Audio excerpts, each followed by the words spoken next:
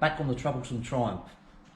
We've got a new hub, which is in lovely. The spindle's fine, it's all locked up. And that we've got the brake lever in the correct position now.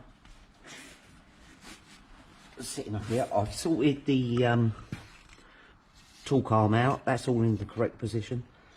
And we've gone from this, which was mounting the exhaust and the brake light switch, and what I've done is made this plate up, and it's allowed me to have a brake stop, which it never had. It was all flopping about in the breeze.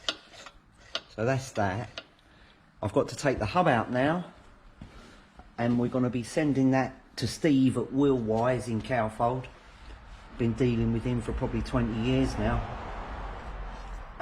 No problems, that's what we like. So good, there we go. Thank you.